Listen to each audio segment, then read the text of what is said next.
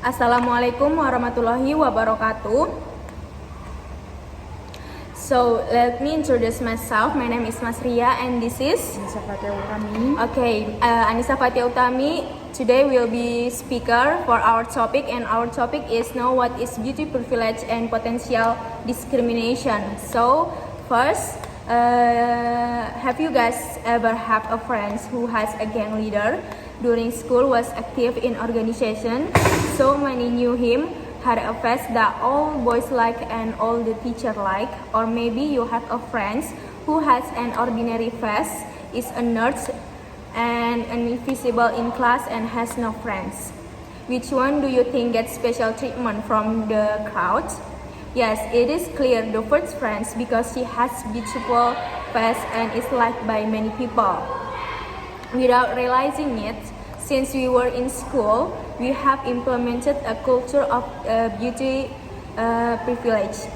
Someone with an attractive face gets more special treatment from the crowds and gets a lot of benefits. And usually, this person concerned between consciously and unconsciously gets a lot of benefits. If he has a bad thought, he will certainly take advantage of his attractive appearance to take advantage of those closest to him. This affects the action and behavior of those around them. For example, in the office, there are some people with attractive looks who will be seen more than people who are not well dressed and have an ordinary face. Actually, this is not a problem for some people, but it becomes a problem if there is discriminations. So today I will ask you about what's your opinion about beauty privilege and who assigns the beauty privilege. Okay, thank you. So I think we don't need to tell you that looks are subjective. This is why it's hard to understand how something like pretty privilege could be, and why privilege or male privilege, for example, is easier to understand because it relates to the way certain elements of identity appear to be more easily measured, but is not as simple as measuring of defining beautiful. Okay, thank you. I have a lot of questions for you because this is so interesting. And my next question is, who gets to decide who and what is beautiful? Okay, so beautiful standards are set and maintained by the face we see on the covers of magazines, televisions, and billboards. For a long time, beauties were wet, skinny, and transgender. These people we choose to celebrate often reflect who we consider beautiful, and thus with notable physical picture benefit from the privilege of being beautiful. Okay, so what if beauty privilege leads to discriminations?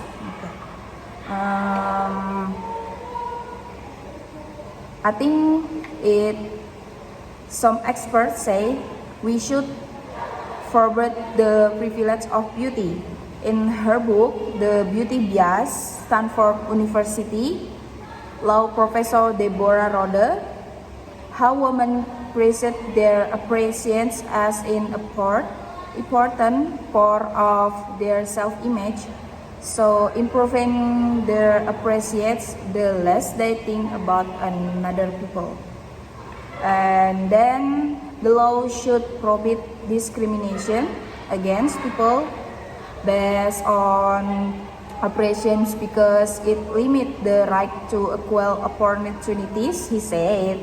The reinforce the subordination of group where unattractive characteristics such as obesity are connoted as among the poor, some ethnic minorities, and look important in some careers like modeling.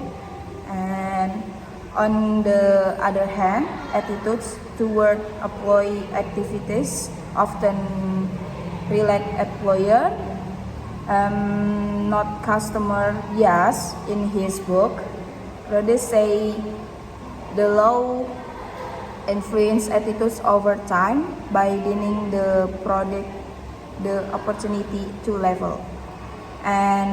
But because attractiveness is hardened to define that race or gender, these anti-discrimination laws have proved impossible to define.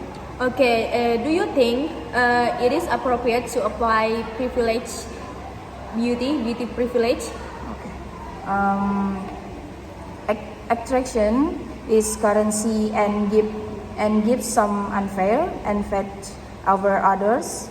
When privilege enters, then the privilege of a person, class, or race count more in the distribution of power when compared to the privilege of beauty.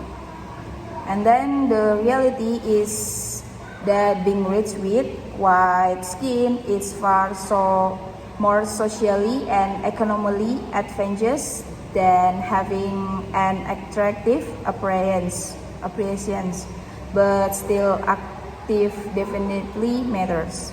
And then the value we place on attractives can also explain how much money people spend on their appearance. And the beauty industry is a billion-dollar industry and is growing rapidly. And while it might show like you only care about you out there, appreciates it definitely affect how society treat you. I think that's it.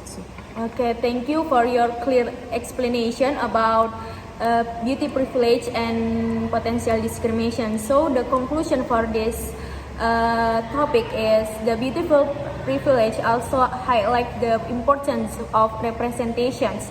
We need to continue to represent diverse groups, especially from magazines group in the media.